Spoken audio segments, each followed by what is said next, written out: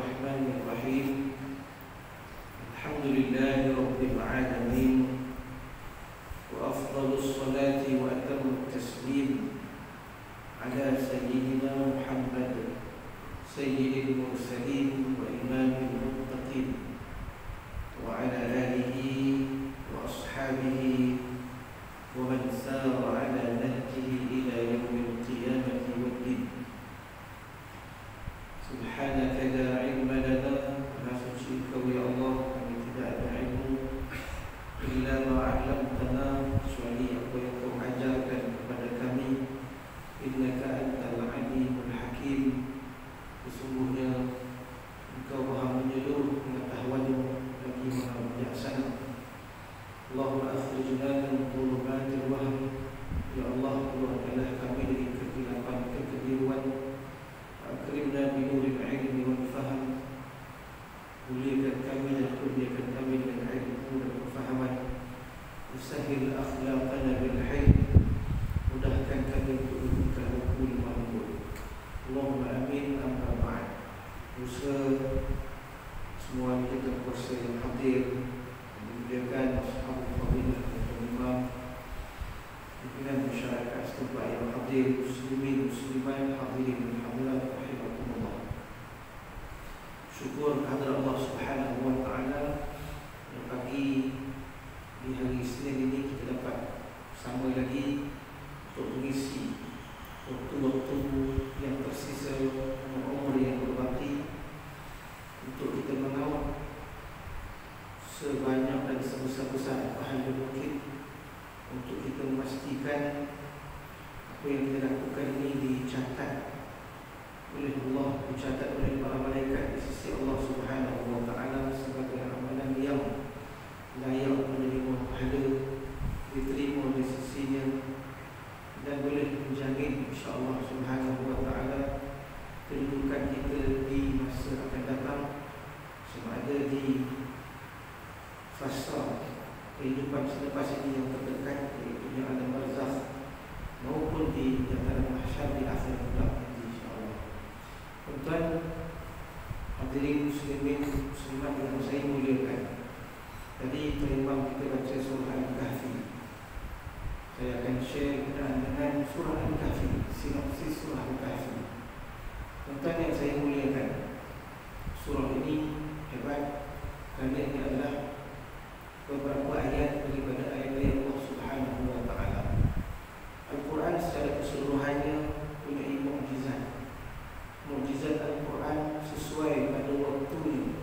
Nabi kita sallallahu alaihi wasallam diterima ataupun diutuskan mukjizat yang paling hebat adalah mukjizat Al-Quran Al-Karim. Kerana pada masa itu masyarakat Arab mereka bermain bahasa. Mereka ramai ataupun masyarakat Arab pada ketika itu terdiri dari pakar-pakar bahasa. Mereka selalu bermain bahasa sehingga terdapat di sebuah pasar. Sekarang pasar ini pasar sejarah, namanya Suq Uqas. Suq Uqas. Kalau kita pergi ke Taif, kita akan lihat satu signboard untuk tempat lawatan atau tempat pelancongan.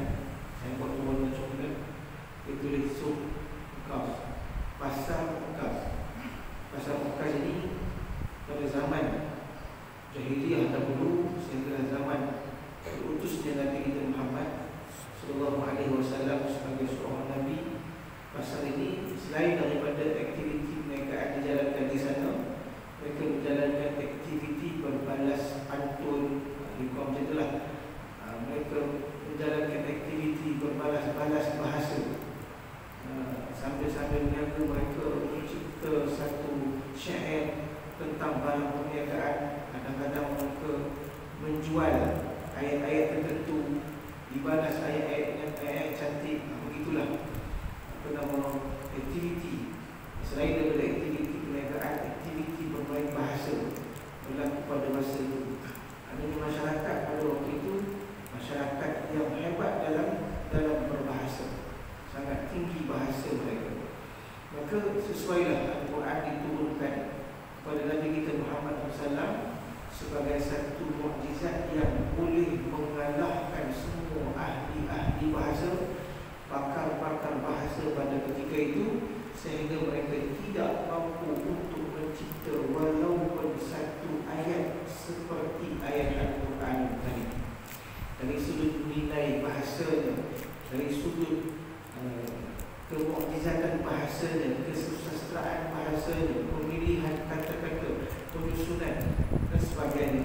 Sehingga tuan-tuan sekalian, kalau kita tengok antara kesan mukjizat Al-Quran ialah kita membaca satu ayat, dua ayat atau semua ayat-ayat Al-Quran berulang kali, ulang benda yang sama. Cuba kita tengok, kita baca Fatihah hari-hari puluhan tahun, kita baca surah-surah yang lain hari-hari mungkin puluhan tahun, tetapi tidak sedikit pun menjenuhkan kita, tidak sedikit pun membosankan kita, tidak sedikit pun melemahkan semangat kita, tidak sedikit pun menurunkan kemahuan kita, kemahuan untuk membaca. Malahan setiap kali kita membaca, iman kita bertambah. Setiap kali kita membacanya, semangat kita semakin naik. Malahan orang yang tak ada semangat membaca ayat Al-Quran, datang semangat.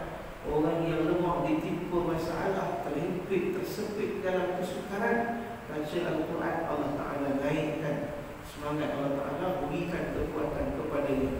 Dan yang lebih daripada itu, tuan-tuan yang saya muliakan, orang yang tak faham satu habuk pun ayat Quran, baca dengan baik dan dapat nikmat semua baca Quran, padahal dia tak tahu cerita apa pun. Dia tak tahu cerita apa pun. Saya teringat satu orang cerita dekat saya, dia dapat anak, dia nak ubah nama anak. Itu dia dinasihatkan untuk buka Quran lah. Nama anak ni cari buka Quran, ubah nama anak. Lalu dia buka Quran, dia baca surah Al-Jumu'ah, kalau tak silap, surah Jumaat, Al-Jumu'ah kan. Baca sampai habis, kemudian tak tahu macam mana sampai satu ayat tu, dia kata, perkataan ni cantik, boleh bubuh nama anak. Lalu dia pun nama anak Kuka. Dia bubuh nama anak Kuka. Lalu ditanya kepada dia, tahu mana ayat Quran menyebut tentang Kuka? Dia ada dalam surah Jumaat, wa tarakuka qa'imah. Wa tarakuka qa'imah ni sedap, dia kata, tapi panjang sangat, saya kerat jadi Kuka. Wa tarakuka, wa tarakuka jadi Kuka.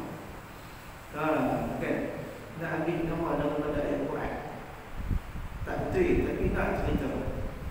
Orang tak faham Al-Quran pun baca Quran, menikmati nikmat Al-Quran. Begitu hebat ayat Quran itu.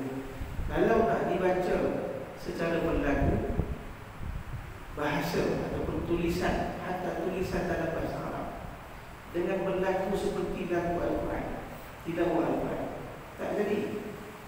Bahasa Melayu betul lagi, kita nak baca dengan lagu Quran, segala puji tak menjadi nyanyi kan, kita tilawah untuk ini kan. Begitulah nilai Al-Quran. Tuan-tuan yang saya muliakan, surah Al-Kahfi ada 110 ayat. Ada 100, ada 110 ayat. Ada 110 ayat surah Al-Kahfi, keseluruhannya diturunkan di Mekah. Seluruh ayat surah Al-Kahfi diturunkan di Mekah. Nabi kita sallallahu alaihi wasallam sebut, siapa-siapa yang membaca 10 ayat yang pertama, dalam satu riwayat yang lain 10 ayat yang terakhir daripada surah Al-Kahfi ini, usima minat dajjal, terpelihara daripada gangguan dajjal. Dan Imam Ibnu Katsir dan ulama-ulama tafsir yang lain menyebutkan tentang sebab turunnya ayat, sebab turunnya surah Al-Kahfi. Surah Al-Kahfi yang ada 110 ayat. Ada beberapa riwayat yang menceritakan tentang penurunan, sebab penurunan surah ini. Ia terkait dengan isi kandungan surah ini. Riwayat yang disebut disebutkan oleh Al-Imam Ibnu Katsir rahimahullah. Ibnu Katsir menyebutkan satu riwayat daripada Ibnu Abbas radhiyallahu ta'ala anhu. Orang Quraisy sewaktu mula-mula Nabi diturunkan sebagai seorang Nabi, mula-mula Nabi Muhammad dilantik sebagai seorang Nabi, orang-orang Quraisy menghantar dua orang, iaitu yang bernama An-Nadhr bin Al-Harith dan Uqbah bin Abi Mu'ayth. Dua orang yang diutuskan oleh orang Quraisy untuk pergi ke Madinah bertemu dengan pendeta-pendeta Yahudi. Dan Quraisy pesan dekat dua orang ini di Madinah, jumpa pendeta Yahudi dan cuba tanya tentang Muhammad, tentang kawan kita Muhammad ni, macam mana dia boleh jadi Nabi ni, kan? Sebab orang-orang Yahudi lebih tahu tentang Muhammad, tentang kawan kita daripada kita. Orang Quraisy pesan dekat dua orang ni, An-Nadhr bin Al-Harith dan Uqbah bin Abi Mu'ayth, di Madinah. Mereka di Mekah, di Madinah jumpa pendeta-pendeta Yahudi dan tanya tentang Muhammad dan minta mereka sifatkan macam mana Muhammad ni, dan minta mereka sebut apa sebahagian perkataan-perkataan yang Muhammad akan sebut. Lalu dua orang ni pun pergilah bermusafir ke Madinah Al-Munawwarah, jumpa orang-orang Yahudi ataupun pendeta-pendeta Yahudi. Lalu pun mereka bertanya kepada pendeta.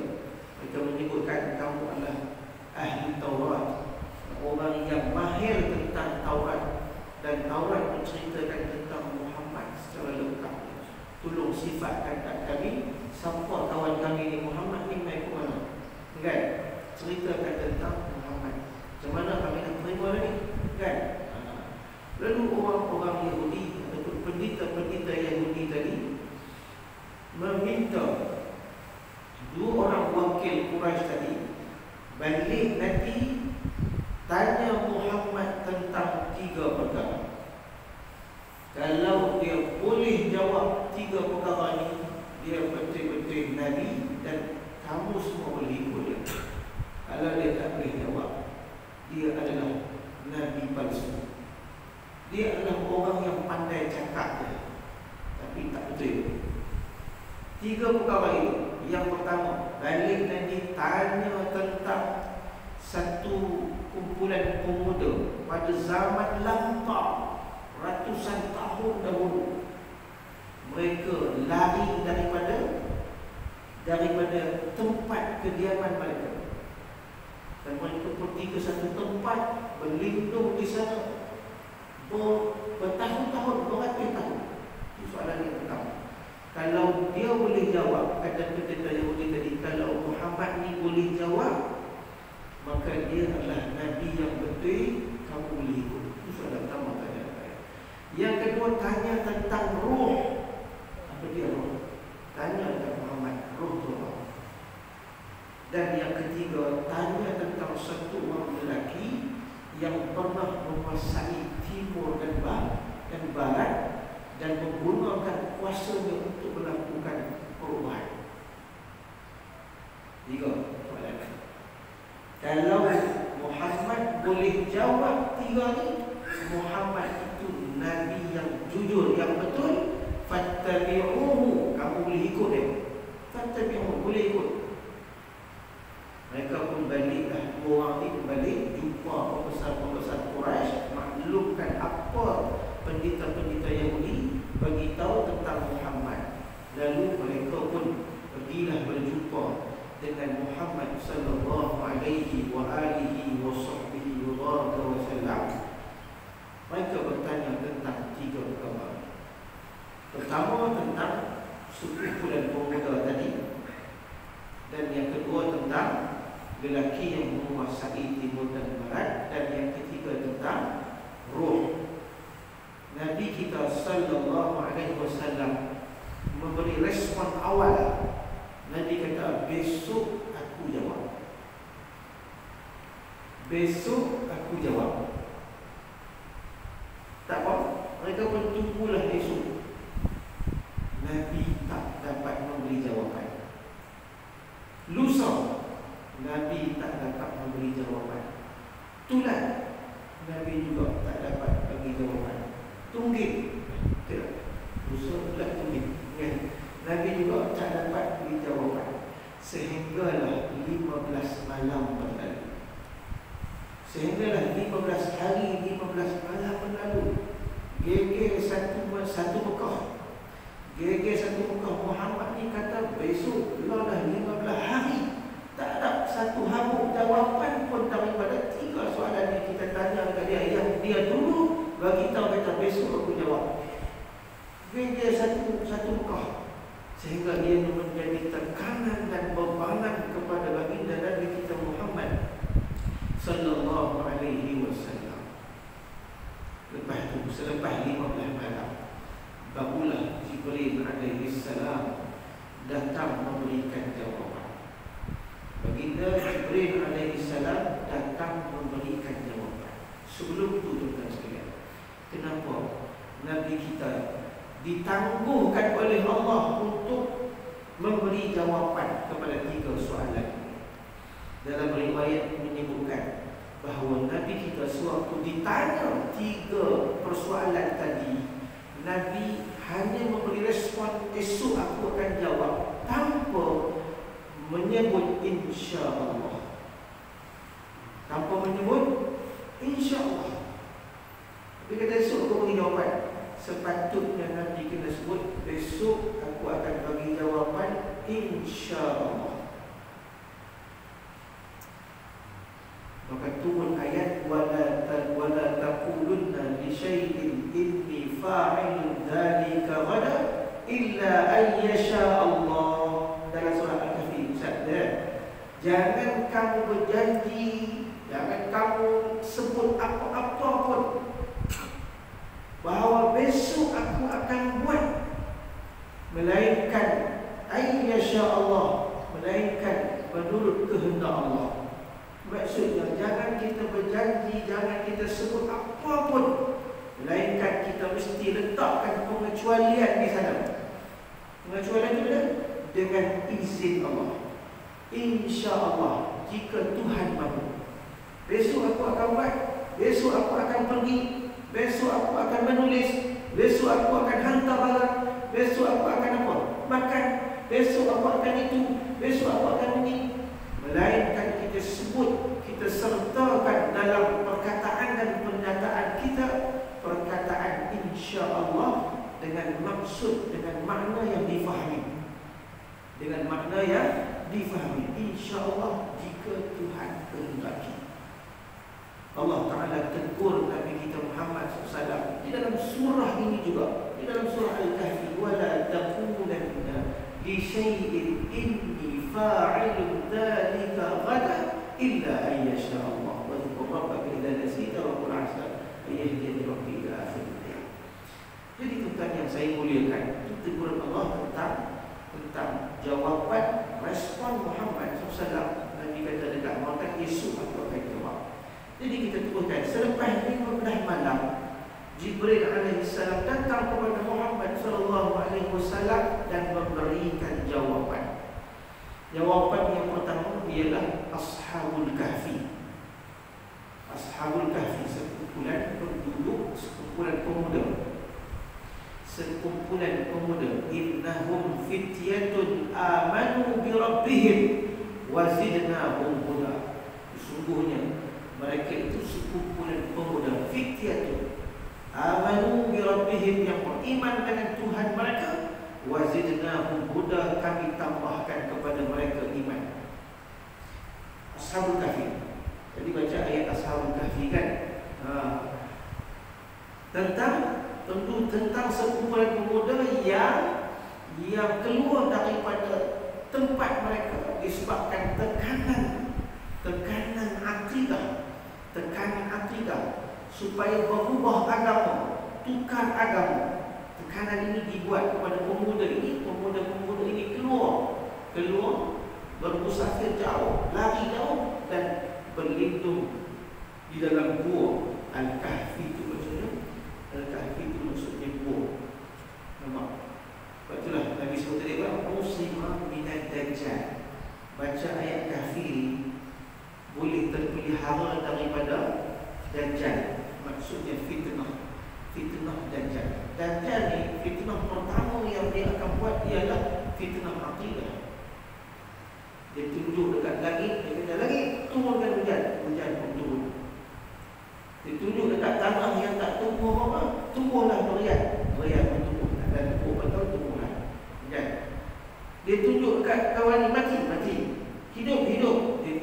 Dia boleh buat apa sahaja. Kun fayakun Dajjal. Dia buat semua itu untuk manusia beriman dengan dia, tidak beriman dengan Allah. Ini dipanggil fitnah akidah.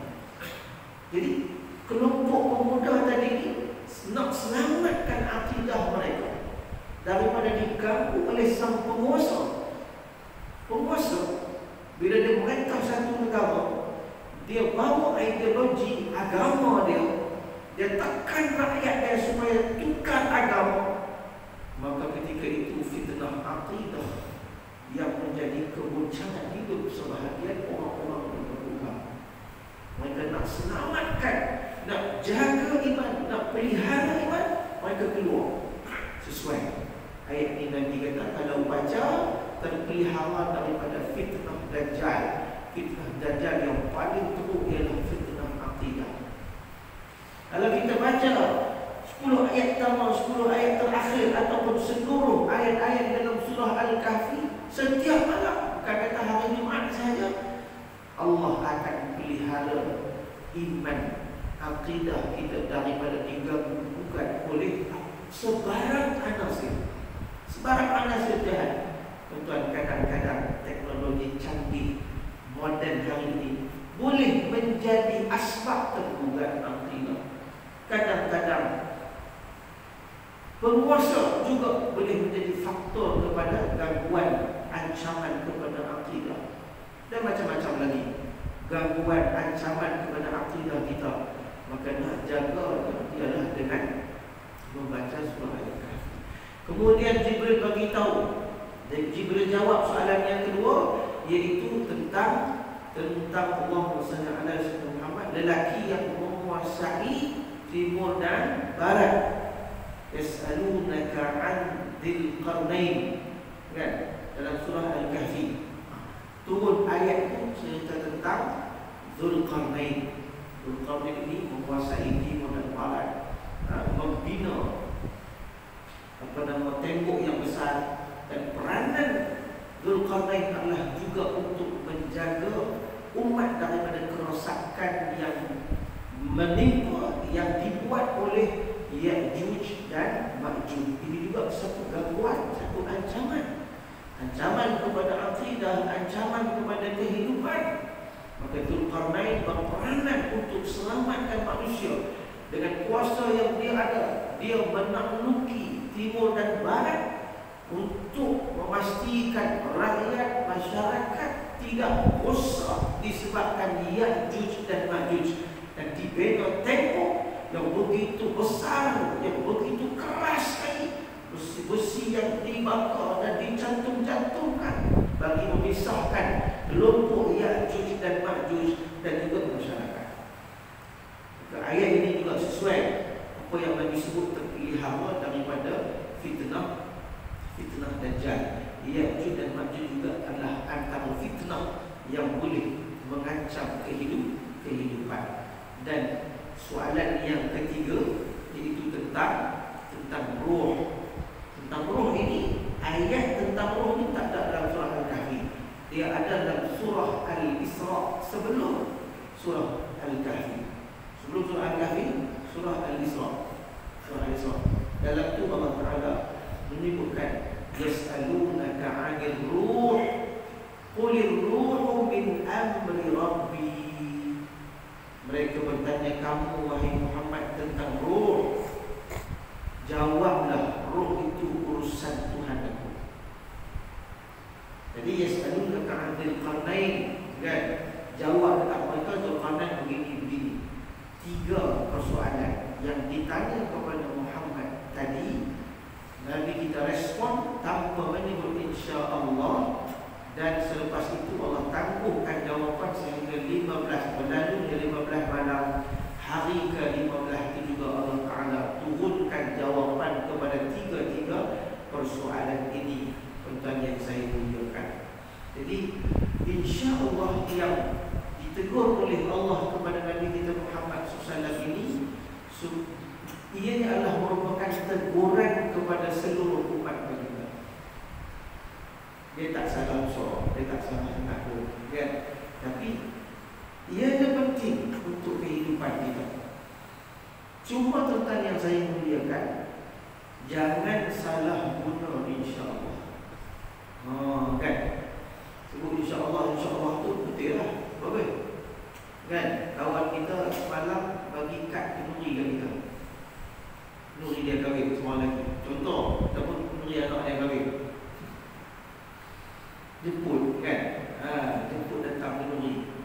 Kita pun semalam dah dapat dah 3 kad jemputan. Hari ni dapat 1 lagi. Kad kenduri. Tak, kenduri kita ni ada 2 kaki, 2 tangan. Nak kena pergi 1 hari yang sama 40 ni. Nak jawab ada urusan cik-cik kawan kita, kan? Akhirnya kita lepaskan diri kita dengan menggunakan insya-Allah. InsyaAllah. InsyaAllah. Tak tahu insya-Allah. InsyaAllah pergi, insya-Allah tak pergi. Kan? Ini salah guna. Jangan salah guna insya-Allah. Sebab yang dikehendaki dalam cerita ini ialah kefahaman kita tentang insya-Allah itu. Kefahaman kita tentang penggunaan insya-Allah. Bila kita nak buat sesuatu, apa kita faham? Benda ni tak akan jadi, perkara ni tak akan jadi melainkan dengan kehendak dan kemampuan Allah Subhanahu wa ta'ala. Tak akan jadi. Jadi bila kita tahu benda itu tak akan jadi melainkan dengan kemauan Allah, lalu kita sebutlah insya-Allah. Usaha juga nak pergi insya-Allah. Dah tanam dalam diri, insya-Allah akan pergi walaupun 45, 40 ikut berapa, insya-Allah. Kecuali kalau betul-betul tak boleh pergi, kita kena bagi tahu. Saya ni sebenarnya dah 13 kad jemputan. Kita tanya YB yang apa nama menang baru ni kan. Berapa kat jemputan dia? Jemputan kahwin, jemputan mati, jemput orang mati, kan? Jemput naik buai, jemput apa lagi tahlil di rumah, jemput. Saya tanya kawan dia yang baru jadi YB kan. Macam mana jadi YB? Dia baru lah, kan? Masa tadi dulu memang peringatan 6 kan? Bila dah 6 tahun kepala, kan? 13 jemputan satu hari. 13 jemputan satu hari. Takkan nak lepas diri insya-Allah, kan? Itu buat macam mana? Saya beritahu lah kan, 3 tempat, 4 tempat ni, ini orang kanan saya tapi mewakili saya, kan? 4 tempat ni, 4 tempat satu lagi saya pergi, satu lagi orang kiri saya pergi lah. Ada kanan ada kiri. Aku tahu, kan? Tak perlu kita nak lepaskan diri kita dengan salah guna insya-Allah. InsyaAllah boleh jadi satu kesalahan, walaupun tidak besar, boleh jadi satu kesalahan. Tuan yang saya muliakan, itu walaupun dia ditegur kepada Nabi kita Muhammad SAW, tetapi ia ditegur secara menyeluruh. Tuan yang terakhir tentang isi kandungan surah Al-Kahfi. Dia ada 4 cerita paling penting dan paling besar. Jika tuan-tuan ada kesempatan, bolehlah lihat terjemahan surah Al-Kahfi ini sambil baca, sambil tengok cerita-cerita yang Allah Ta'ala muatkan dalam surah Al-Kahfi. Menariknya tuan-tuan sekalian, banyak sangat, terlalu banyak pedoman, terlalu banyak petunjuk dalam surah Al-Kahfi, terlalu banyak. Sepanjang saya membaca surah ini, saya juga sempat membaca buku-buku yang berkaitan, khususnya ditulis oleh Al-Allamah Syekh Abdul Hasan Ali Al-Hasani An-Nadawi rahimahullah tentang Ashabul Kahfi ini, kerana beliau terlalu terunjuk dengan surah ini, menjaga surah ini, membaca surah ini daripada usia 12 tahun sampai hari kewafatan Abul Hasan, sampai hari kewafatan. Hari dia meninggal pula hari Jumaat, selepas dia baca surah Al-Kahfi, dia tidur, dia baring di atas kaki, Allah Ta'ala jemput dia, kan? Jadi dia tulis buku tu, saya membaca dengan penuh kesungguhan. Subhanallah, terlalu banyak.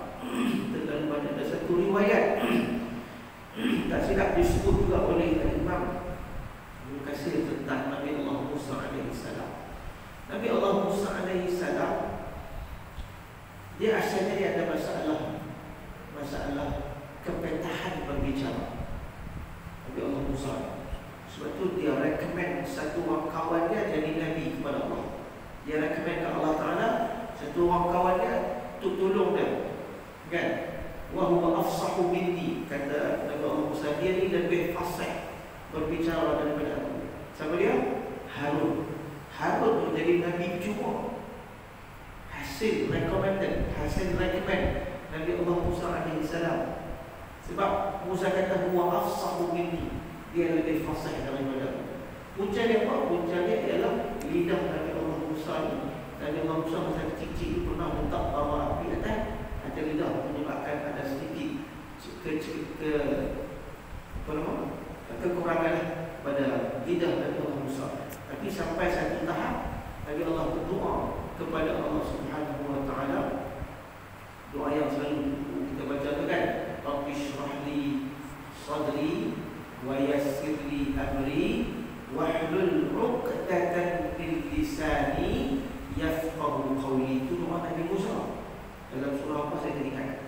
Rabbi shrah li, Tuhan lapangkan dadaku, wa yassir li amri, mudahkanlah urusanku, wahlul 'uqdatan min lisani, dan rungkaikanlah balikan lidahku, yafqahu qawli, sehingga mereka umatku memahami bahasa aku. Selepas doa ini Nabi Allah Musa tidak lagi apa kita kata, tidak berpetah. Selepas doa ini Nabi Musa bercakap dengan begitu hebat, begitu lancar, begitu petah sekali. Dalam satu rapat umumnya, dalam satu ucapannya, dia berucap dengan penuh bertenaga, dengan penuh ilmu. Seorang Nabi dengan penuh ilmu. Selepas daripada ucapannya, baru satu orang bertanya sesuatu kepada dia. Wahai Musa, adakah ada orang yang lebih alim daripada kamu? Ada tak orang yang lebih alim daripada kamu, wahai Musa? Musa jawab, tak ada. Dalam konteks pada ketika itu, dia dan seluruh umat dia yang ada pada ketika itu, sejujur dan sebetulnya memanglah Musa itu lebih alim. Dan Nabi Musa dijawab tepat, betul. Tak ada orang lebih alim melainkan aku. Tetapi jawapan itu tak apa nak menyedapkan, kan? Saya tak banyak alim di sini sebab saya ceramah begini. Orang alim semua tak seperti. Sedap jawapannya. Kuasa alim boleh ceramah banyak. Allah tegur Nabi Allah Musa AS. Turun satu kisah di dalam surah Al-Kahfi, iaitu kisah apa? Kisah dia, Nabi Allah Musa dan Nabi Allah Khidir AS. Nabi Allah Khidir AS, Allah Ta'ala kata, ada lagi, memang waktu ni hang lebih alim, tapi tak layak hang mengaku hang berbalik lagi.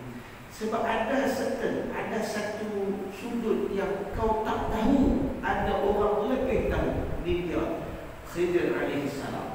Dia ada ilmu laduni. Dicari dia dalam surah Al-Kahfi, cerita kisah Nabi Musa dan Nabi Allah Khidir AS. Kisah selepas kisah Ashabul Kahfi yang kita cerita tadi, dan selepas kisah kisah Ashabul Jannatain. Ashabul Jannatain ataupun Sahibul Jannatain. Saya sebut tadi ada 4 kisah besar dalam surah Al-Kahfi. Pertama, Ashabul Kahfi itu sendiri. Yang kedua tentang Sahibul Jannatain, pemilik dua kebun. Pemilik dua kebun, satu Muslim, satu kafir. Satu baik, satu tak baik. Tapi mereka dua ni berkawan rapat. Apa yang berlaku? Boleh tengok dalam kisah Sahibul Jannatain, kan? Kemudian yang ketiga, kisah Khidir dan juga Nabi Allah Musa AS. Allah tegur disebabkan Nabi Musa mengaku dia lebih alim. Walaupun kita tak boleh mengaku, walaupun kita paling alim, tak patutlah kan kita mengaku, tak patut. Kan, sebab tidak ada manusia yang apa nama kita kata, yang menyeluruh ilmu dia melainkan Allah Subhanahu wa taala. Yang Nabi pun Allah Taala bagi ilmu, yang kita pun Tuhan bagi ilmu. Cuma beza kita dengan Nabi punya ilmu lebih hebat, lebih besar, lebih banyak daripada kita. Kemudian yang keempat, kisah apa dia? Zulqarnain. Kisah Zulqarnain. Selebih-selebihnya kisah-kisah kecil, kisah-kisah Ya'juj dan Ma'juj dan sebagainya. Ada kisah-kisah yang lain. Tapi empat ini adalah kisah penting yang kalau kita punya masa, kita boleh dirasah, boleh membaca dan menganalisis, memahami kisah ini untuk kita dapat zauq ketika membaca surah Al-Kahfi. Zauq itu maknanya feel. Bila kita baca surah Al-Kahfi, dia mari feel. Bila kita tahu kisah-kisah, dia mari feel. Kita akan sentiasa jaga baca surah Al-Kahfi dari masa ke semasa.